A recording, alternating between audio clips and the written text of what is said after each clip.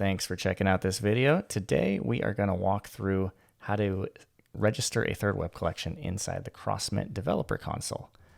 I am here in our staging console because I'm going to be working with a testnet contract. So just make sure that you're in the right environment, whether it be staging or production. And then once here, you can go to the Collections tab, and we're going to create a new collection. And we'll call this Ninja Open Edition. And let's drop a collection image on here. And since we are registering a contract that already exists, we're going to choose the Import an Existing Contract option. If you don't have a contract deployed yet and you don't know how to do that or anything, you can also just select this Create a New Contract option, and you can take care of it right here in the Crossmint Dev Console. But for today, we're going to register one that we've already deployed. And like I said, it was on Mumbai, which is the test network for Polygon. So I'm going to select that. And also, as mentioned, I deployed that contract using thirdweb. So I'm going to select this preset option here, which makes the registration super easy. I deployed an ERC 721 Open Edition contract. So you want to select NFT drop because really what this represents is their ERC 721s.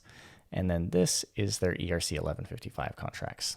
And there's about 4 or so different ERC 721s that we support through this option here.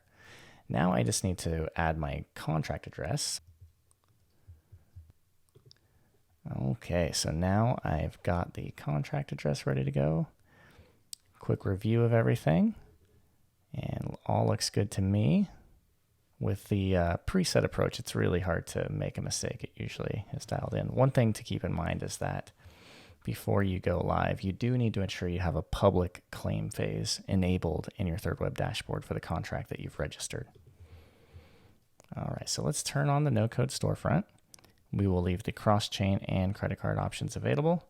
And this price that you put here needs to match what you set in the claim condition for the contract in thirdweb. Let me go ahead and save that.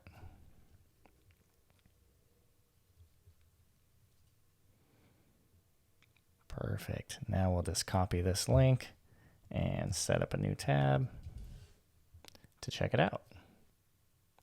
All right, and just like that, we have a storefront live and ready to go, linked to a thirdweb contract that you've deployed. So let's do a test purchase. I'm going to copy this test credit card number. All right, and we're ready to go. One quick thing I want to point out is you'll see the price is set to 50 cents, even though the price of the NFT is very low.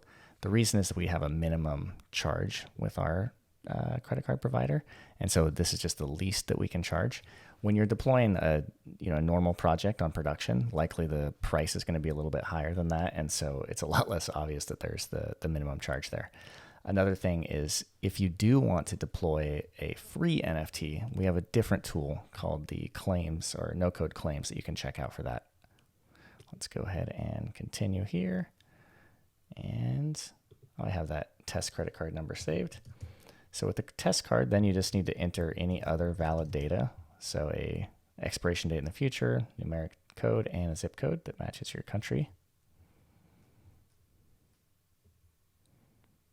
All right, now we'll just wait for this NFT to be delivered. Usually takes about a minute, and I'm going to go ahead and cut out some of the waiting time from this video.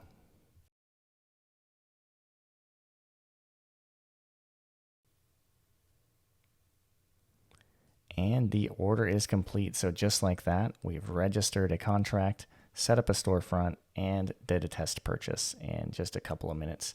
From here, the buyer can open it directly in their Crossmint wallet, transfer it immediately to their MetaMask, whatever the case may be, and they're good to go. Let's go ahead and jump back to the dev console just to take a look at what's going on there.